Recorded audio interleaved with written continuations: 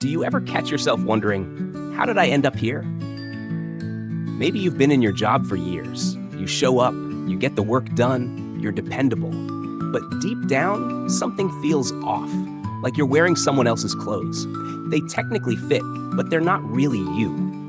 They're not your style. You've outgrown them maybe, or maybe you never liked them in the first place. And it's not just about the job, is it? It's about waking up and not being excited to start the day. It's about feeling a quiet kind of stuckness, where nothing's exactly wrong, but nothing feels truly right either. You keep asking yourself, is this really all there is? Am I even good at this? Is there something else I'm meant to do? Or did I already miss my shot? If you've ever asked yourself those questions, I want you to know something right now. You are not the only one, and you are not behind. So many of us in our late 20s, 30s, and 40s, whether we're parents, professionals, or both, get to this point where we look at our lives and think, I followed the rules. I did what I was supposed to. So why does it still feel like I'm guessing at who I am and what I'm meant to do? This isn't a sign that you failed. It's a sign that you're ready to go deeper. In this video, I want to help you do exactly that. I want to talk about how to actually find what you're good at, not in a fluffy, motivational quote kind of way, but in a real, grounded, let's take an honest look at ourselves way. Because when you're clear on your strengths and you start aligning your work and your life with them, things begin to shift. That low-level restlessness, that goes away. You stop chasing roles that don't fit and start building a path that actually reflects who you are. Now, this isn't about quitting your job tomorrow or reinventing your entire life overnight. Most of us don't have that luxury. We've got bills, kids, aging parents, deadlines, relationships, responsibilities. I'm right there with you. But clarity, real clarity, doesn't require chaos. It just requires attention. Let me tell you a story. A friend of mine, Sam, was in marketing for nearly a decade. She was good at it. She knew how to lead a team, hit targets, run a campaign. On paper, everything looked great. But every year she felt more drained. She'd come home, sit in her car in the driveway, and just not want to go inside. Not because she didn't love her family, she did, but because she felt empty. Like she had spent all her energy doing something that didn't matter to her anymore. One day, during a leadership training, she got paired with a coach. The coach asked her a question she couldn't shake off. When do you feel most alive? And the weird thing, it wasn't at work. It was when she was mentoring interns, not strategizing campaigns, not giving quarterly presentations, just sitting one-on-one with someone and helping them grow, helping them believe in themselves. That moment cracked something open. Because the truth is, Sam wasn't just good at marketing. She was great at developing people. That was her real strength. She just hadn't seen it because no one had ever told her to look for it. And that's the first shift I want to offer you today. You won't find your strengths just by looking at your resume. You'll find them in the moments when you lose track of time. In the parts of your day that make you feel useful, not just competent. In the things other people turn to you for, even when they have nothing to do with your job title. A lot of us have been conditioned to believe that our worth is tied to what we produce, to what looks impressive, but strength isn't always loud. Sometimes your real strength is your ability to make people feel seen, or your talent for simplifying messy problems, or your instinct to step up when no one else does. And here's the kicker. Most people are too close to their own strengths to recognize them. What feels obvious to you? It's probably valuable to someone else. I remember talking to a dad who worked in IT but coached his kids' soccer team on weekends. He said, I don't know what I'm good at. I just fix computers.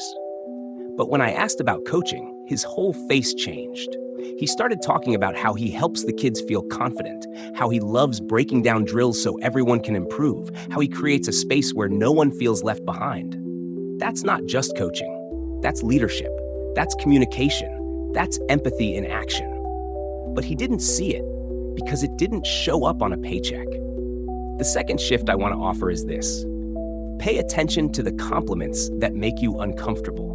Seriously. You know those moments when someone says, you're such a good listener, or you always know the right thing to say, and you brush it off?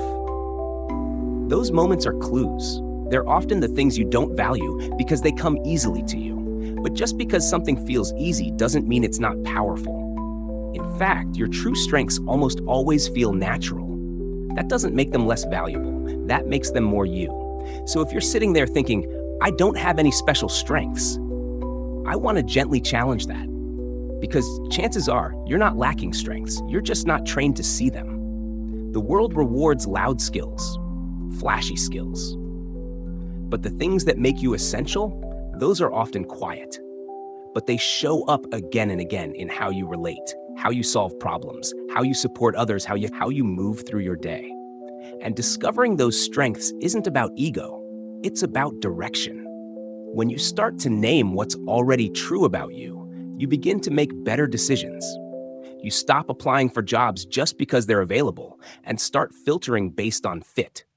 You stop comparing yourself to people on LinkedIn who seem to have it all figured out and start realizing that maybe you've got a few pieces of the puzzle already. You just didn't know where they fit yet. Maybe you're not lost. Maybe you're just in the middle of figuring it out. And there is nothing wrong with being in the middle. Let's keep going, because if you've ever felt like you're standing at a crossroads with no map, just a vague feeling that something's off, you're not alone. A lot of us hit this wall in our 30s or 40s, where what once felt like progress now feels like a loop. You might even have moments of guilt for feeling unfulfilled, especially if you have a steady job, a decent paycheck, a supportive partner, or a healthy family. That guilt whispers, you should be grateful. Why can't you just be happy with what you have? But let me be clear about something. Wanting clarity doesn't mean you're ungrateful. Wanting a life that feels more aligned with who you are isn't selfish, it's honest. And that honesty can lead to peace. Because what we avoid tends to grow. But what we look at clearly, that's where change begins. So let's go a little deeper.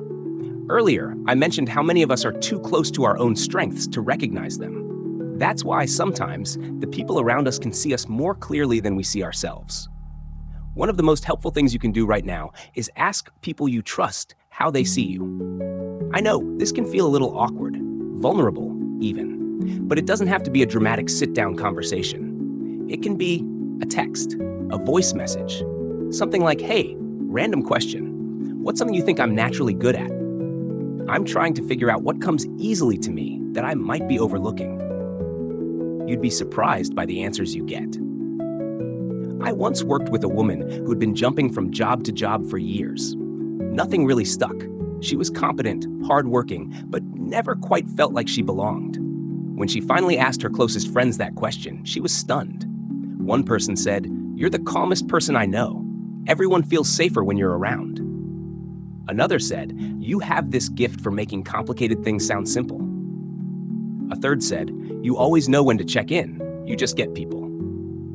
That feedback opened a door for her. She'd been applying for operations roles that demanded spreadsheets and data which she could handle but didn't enjoy. What she really loved was people, listening, understanding, helping them navigate change. That's how she eventually transitioned into a role in HR and employee development. And for the first time in years, she felt energized again. Now, I'm not saying everyone needs to change careers. That's not always realistic or even necessary. Sometimes it's not about changing everything. It's about reframing how you see what you already do. Maybe you're a project manager who thinks your job is keeping things on track. But your real strength is how you read the room, how you anticipate burnout before it hits the team, how you speak up when something feels off, even if no one else has said anything yet. That's emotional intelligence. That's leadership. That's a strength. Or maybe you're a stay-at-home parent wondering what skills you could ever bring to a professional role. But here's what you might not realize. The patience, the multitasking, the conflict resolution, the planning, the emotional labor, that's all invisible work with real value. The question isn't whether you have strengths. The question is how to translate them into places that value them too. That brings me to another idea I think is worth exploring. What energizes you versus what drains you? We often think we should be doing what we're good at, right? But here's the thing. Just because you can do something doesn't mean it should be your life's work. I once met a guy who was excellent at sales. He could talk to anyone. He hit every target. His numbers were always at the top, but he hated every second of it. The pressure, the quotas, the constant hustle, it drained him. It affected his sleep, his marriage, even his health. So what did he do? He didn't quit overnight, but he started paying attention to what energized him. And you know what that was? Mentoring new team members, helping them build confidence. He found a way to pivot into training and coaching within the same company. His income stayed steady, but his stress levels dropped dramatically. He stopped dreading Mondays. The lesson here? Your true strengths are the ones that fuel you, not just the ones you've learned to tolerate. Start noticing how you feel after different tasks or conversations. After a meeting, do you feel lit up or drained? When you're helping your kid with homework, does something about explaining concepts spark your curiosity? When you're working on a side project, do the hours fly by or drag? That information is gold. It's easy to miss because we're often too busy reacting to the next thing. But even 10 minutes of reflection at the end of the day can start to shift the way you see yourself. I'll give you an example from my own life. For years, I thought I was supposed to climb the corporate ladder. More responsibility, more money, more success. But every time I got promoted, I felt less like myself. More meetings, less creativity, less connection with people. And it confused me because wasn't this what I was working toward? It wasn't until I started creating content and connecting directly with people like you, people navigating career, family, identity, that I realized what I had been missing. I didn't want to manage systems. I wanted to connect with humans. I wanted to help people hear their own inner voice beneath the noise of expectation. That clarity didn't arrive overnight. It was a breadcrumb trail, a little feeling here, a bit of feedback there. But when I followed it, even when it felt scary, things started falling into place in ways I couldn't have predicted. And I want to say this again, because I know how easy it is to forget. You don't have to know everything right now. You just have to start noticing the patterns, the pulls, the sparks of energy in your day, the compliments you've brushed off for years, the tasks that make time disappear. The right job or the right role might not be a title you've seen before. It might be a combination of things. It might be something you shape slowly, step by step. But it starts by seeing yourself more clearly than the world has taught you to. So if you're sitting in that in-between space, working hard, trying to show up for everyone, and wondering where you fit into the picture, I just want you to know this. You are not broken. You are becoming. You're not late. You're right on time. And the more you listen to those small, quiet truths inside you, the louder they'll become. By now, you might be realizing something important, maybe for the first time in a while, that knowing what you're good at isn't about chasing someone else's definition of success. It's about coming home to yourself. And when you do that, even small shifts can start to feel like breakthroughs. So let's go a little further. One thing I've learned from both personal experience and talking to hundreds of people stuck in the same space is that sometimes the best way to find your strengths is to look back. Not forward, not out there, back here at your own life. We're so trained to ask, what should I do next, that we forget to ask, what have I already done that mattered? So try this sometime soon, maybe even today. Sit down, and instead of making another to-do list, make a done list, a real one. Not just promotions or job titles, but the moments that made you proud, that made you feel useful, that lit something up inside you, even if it didn't come with applause or money or recognition. Maybe it was helping your sibling through a tough year, or starting a side hustle no one knew about, or managing a household during a chaotic season of life, or teaching your child how to self-regulate after a meltdown, or finishing that course even though you doubted yourself every step of the way. You'd be amazed how many strengths are hiding in those stories. Because here's the thing. Your strengths are in the struggle, not just the win. Resilience, that's a strength. Showing up for others while feeling empty yourself, that's a strength. Holding space for hard conversations, strength. The ability to begin again after a setback, strength. But we don't always frame it that way, do we? We think, well, that's just life. And yes, it is. But the way you move through it, that's uniquely yours. And when you start to connect the dots between your natural tendencies and your lived experiences, you begin to see the real shape of your strengths. I once spoke with a single mom who thought she had nothing to offer outside of childcare. She worked 2 part-time jobs, was always on the go, constantly exhausted. When I asked what she was most proud of, she said, "I always find a way, no matter what. When my kid got sick and I had to cut my hours, I figured it out. When I had to move suddenly, I figured it out." That right there, that's adaptability. That's problem solving under pressure. That's endurance. And when we reframed her story in those terms, she started to believe it too. She ended up applying for a coordinator role at a local nonprofit, a job that actually valued her logistical mind and emotional strength. And she got it. So don't let your title define your talent. Don't let the job description limit your identity. The job may say admin, customer service, accountant, parent, freelancer. But you bring more than that to the table. You bring insight, grit, perspective, heart. You bring your way of doing things, and that way matters. And now maybe the most important piece. Once you begin to recognize your strengths, you have to protect them. Not just use them, protect them. Here's what I mean. It's one thing to say, "I'm good at helping people." But if you're always helping people at the expense of your own energy and boundaries, that strength can become a drain, a shadow. It turns from something that fuels you into something that depletes you. Same goes for being a great problem solver.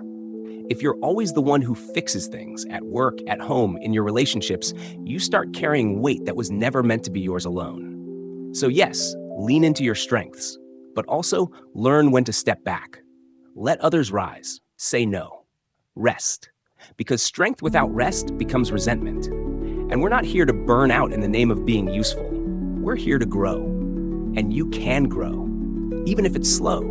Even if your confidence is shaky right now. Even if you feel like everyone else is 5 steps ahead. Let me tell you something real. Most people are winging it. Most people are just trying to make the next best decision with the information they have. You're not behind. You're just becoming more aware. And that's a powerful place to be. So what now? Now is the part where you start treating yourself like someone worth knowing, someone worth betting on. You start listening to the parts of you that got quiet over the years. You start collecting evidence of who you are, not based on what the world rewarded, but based on what feels like you. And from that place, things shift. Maybe you'll start saying yes to opportunities that feel risky but exciting. Maybe you'll finally let go of that job that never felt like yours. Maybe you'll speak up in that meeting. Maybe you'll apply for that role that seems like a stretch. Maybe you'll just begin to believe that you're allowed to want more. Whatever it is, I want you to remember this.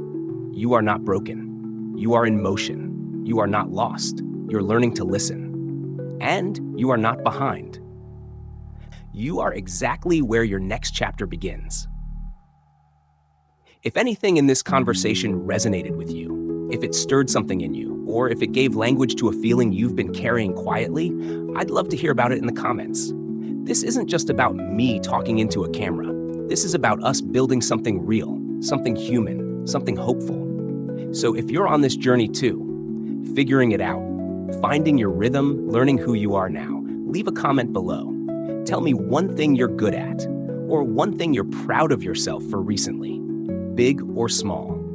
And if this video helped you feel even 1% more grounded, give it a like so others can find it too. And subscribe if you want more conversations like this. I'm here for the real stuff.